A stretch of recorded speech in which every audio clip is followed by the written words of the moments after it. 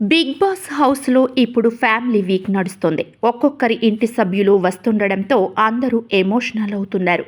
ఇక నిన్నటి ఎపిసోడ్లో హౌస్లోకి వచ్చిన యష్మి తండ్రి కూతురికి మంచి మాటలు చెప్పారు.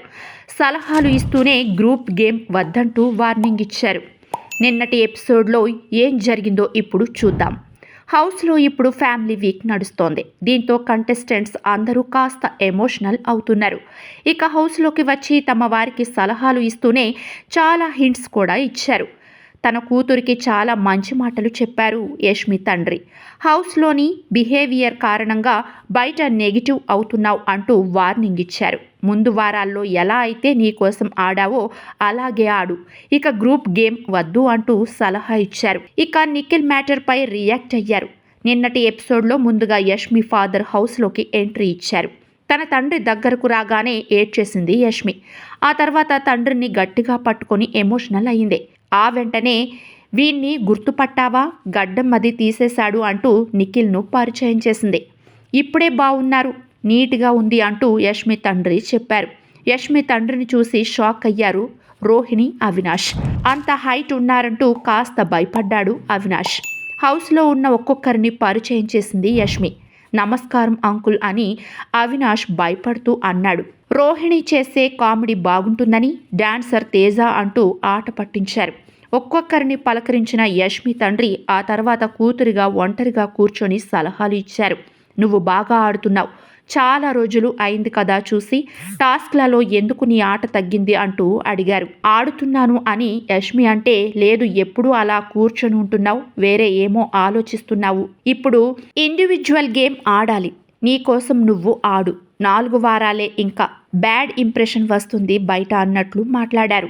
ఏం ఆలోచించుకు, ఏమన్నా ఉంటే బయట చూసుకో, ఇక్కడేం నీ మనసులో ఉన్న మాటలు చెప్పకు, వేరే వాళ్లతో డిస్కస్ చేయకు అంటూ సున్నితంగా వార్నింగ్ ఇచ్చారు. నిన్ను స్టేజ్ మీద చూడాలి, కప్పు నీ చేతిలో చూస్తే ఆ కథే వేరు అంటూ చెప్పుకొచ్చారు. ఆ తర్వాత కూతురు కోసం ఓ గేమ్ ఆడారు. ఆ తర్వాత కూతురికి ఫుడ్ తినిపిస్తూ ఎమోషనల్ అయ్యారు. వెళ్తూ తన కూతురు తరఫున హౌస్మేట్స్ అందరికీ క్షమాపణలు చెప్పి వెళ్ళిపోయారు. తరువాత నిఖిల్ మదర్ హౌస్లోకి ఎంట్రీ ఇచ్చారు. దీంతో నిఖిల్ చాలా ఎమోషనల్ అయ్యారు. రాగానే కాసేపు అందరితో కూర్చొని కబుర్లు చెప్పారు. తర్వాత నిఖిల్ ఆట గురించి తనకు చెప్పడం కోసం తనను బయటకి తీసుకెళ్లారు. డైరెక్ట్గా పేర్లు చెప్పకుండా కంటెస్టెంట్స్ గురించి చెప్తూ వారితో ఎలా ఉండాలి అని సూచనలు ఇచ్చారు. ముందుగా గౌతమ్తో ఎక్కువగా వాదించుకో, డిఫెండ్ చేసుకునే క్రమంలో తనతో ఎక్కువగా గొడవ పడుతున్నావని అన్నారు. తను తప్పు చేస్తేనే నేను వాదిస్తున్నానని నిఖిల్ అన్నాడు. నీకు కారణం ఉంటేనే వారిని నామినేట్ చెయ్యి, వేరే వారి కారణంతో నామినేట్ చేయకు అని సూటిగా చెప్పేశారు. యష్మి గురించి మాట్లాడుతూ యష్మితో కాస్త కంట్రోల్లో ఉండు అని వార్నింగ్ ఇచ్చారు. గత కొన్ని రోజులుగా యష్మి నిఖిల్ మధ్య లవ్ ట్రాక్ నడుస్తుందని ప్రేక్షకులు మాత్రమే కాదు, కంటెస్టెంట్స్ కూడా ఫీల్ అవుతున్నారు. దీంతో నిఖిల్ యష్మి అలా ఉండడం కరెక్ట్ కాదని తన తల్లి చెప్పకనే చెప్పారు. ఆ తర్వాత ప్రేరణతో కూడా కాస్త జాగ్రత్తగా ఉండమన్నారు. మొత్తానికి నిఖిల్ గురించి బయట ప్రేక్షకులు ఏమనుకుంటున్నారో తను ఎలా ఉండాలో అంతా క్లియర్గా చెప్పారు తన మదర్. దీంతో ఎప్పటి నుంచి అయినా నిఖిల్ ఆట తీరు మెరుగు అవుతుందేమో అని ఫ్యాన్స్ ఆశిస్తున్నారు. తన తల్లి చెప్పిన సూచనలు కరెక్ట్ అని చాలామంది ప్రేక్షకులు ఫీల్ అవుతున్నారు.